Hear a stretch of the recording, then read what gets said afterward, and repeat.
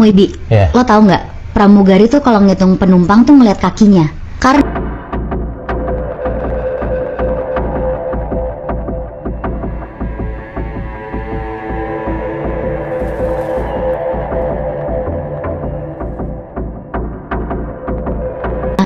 halo Kak, aku izin Stitch ya. Kebetulan aku mantan pramugari, dan kebetulan juga aku punya cerita yang hampir sama kayak cerita di video yang aku Stitch ini.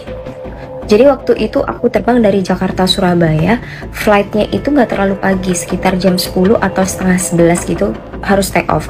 Jadi kita itu boarding sekitar jam setengah 10 atau jam 9-an ya, kira-kira jam segitu.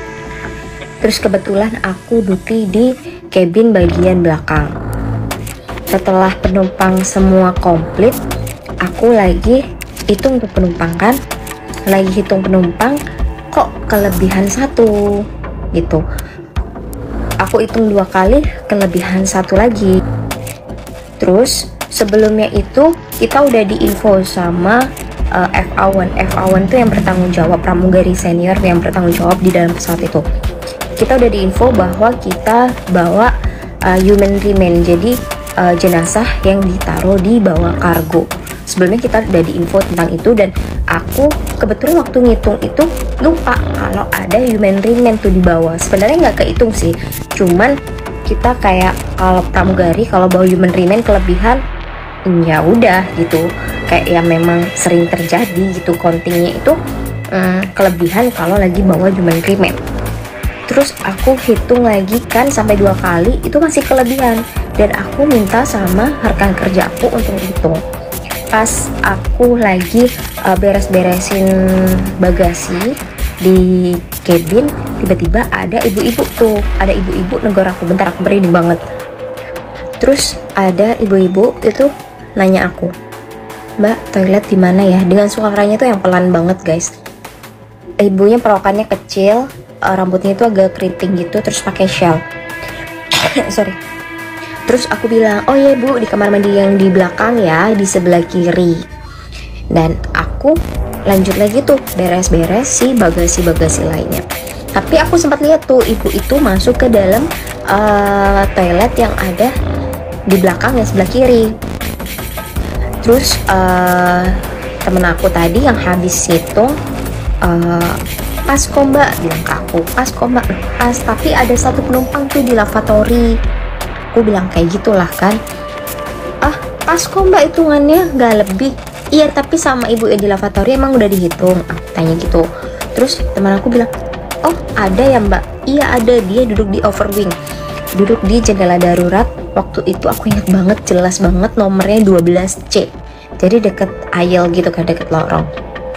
Terus kita tunggulah tuh kan, si teman aku mau briefing overwing, briefing jendela darurat. Aku bilang, "Jangan di briefing dulu ya, masih ada ibu-ibu di lavatory belakang," aku bilang gitu. Terus ya udah deh, kita tunggu sampai mau close door, si ibu ini kok nggak keluar-keluar gitu. Tapi ada shellnya guys, beneran ada shellnya di nomor 12C. Shell yang dipakai ibunya tuh ada di kursi itu. Terus karena udah lama banget, akhirnya aku memberanikan diri lah, aku ketok tuh kan, "Ibu permisi, ibu sudah, ibu baik-baik aja." Aku ketok gitu. Sampai beberapa kali tuh nggak ada jawaban dari lavatory itu. Allah Akbar. Terus habis gitu, karena kelamaan banget, kita sebagai pramugari itu kita punya akses untuk ngebuka pintu lavatory dari luar. Karena kalau kayak misalnya emergency, kalau penumpangnya pingsan atau penumpangnya butuh banget bantuan di dalam lavatory, kita bisa untuk ngebantuin penumpang itu buka pintu dari luar. Terus sebelumnya aku ketok, "Permisi Bu, permisi, saya izin buka ya Bu, permisi Ibu baik-baik aja." Akhirnya aku pelan-pelan tuh kan buka tuh pintu lavatorynya. Tiba-tiba kalian tahu apa? Nggak ada penumpang itu di lavatory itu. Sampai aku sempet, apa aku halu ya? Apa aku salah lihat ya? Sampai aku tuh mikir gitu. Terus temen aku nanya, "Mbak, nggak ada orang kan? Aku mau briefing overwing ya," gitu. Terus dengan nge-freeze-nya aku bilang, "Oh iya udah deh, briefing aja." Tapi aku nggak mungkin salah lihat dong, dalam hati aku kayak gitu. Terus setelah temen aku briefing Overwing, dia ngasih aku shawl, sama kalian tahu dia ngasih aku boarding pass yang dimana itu tuh boarding pass lama, boarding pass waktu zaman 2016 2017 itu, jadi boarding passnya panjang gitu kan. Kalau sekarang kan boarding passnya bentuknya gini, bentuknya menyamping lebar gitu. Kalau itu boarding passnya bentuknya panjang. Terus aku bilang, emang kita masih pakai boarding pass kayak gini ya? Aku bilang gitulah kan. Terus temen aku bilang, iya ya mbak, kok ini boarding passnya masih kayak gini ya mbak? Bukannya kita udah pakai boarding pass yang baru? Terus karena aku dan temen aku takut, akhirnya kita mutusin untuk ngecek lah tuh kan si penumpang ini tuh beneran ada di manifest nggak kan. Terus kita ngecek lah, kita ke depan. Ini ceritanya posisinya udah take off ya, kita udah di atas gitu. Setelah take off, kita ngecek tuh nama penumpang ini tuh ada nggak sih di manifest. Kita tuh cari sampai bener-bener kita setelah ngerjain semua tugas kita selesai, kita cari tuh nggak ada. Di nomor 12C itu harusnya memang kosong gitu, nggak ada penumpang di situ. Terus sampai akhirnya yang realize temen aku yang di cabin bagian depan itu realize, mbak coba deh cek human remain yang kita bawa siapa namanya. Dan kalian tahu namanya di boarding pass sama yang human remain namanya sama persis. Dan kan di dokumen itu kebetulan ada fotokopi KTP-nya beliau ya.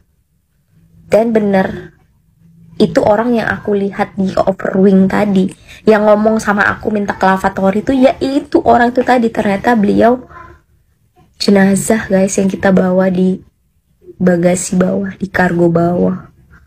Astagfirullah. Dari situ tuh aku sama teman aku yang duduk yang kerja di bagian belakang, yang kita kerja di bagian belakang, itu cuman lihat-lihatan aja.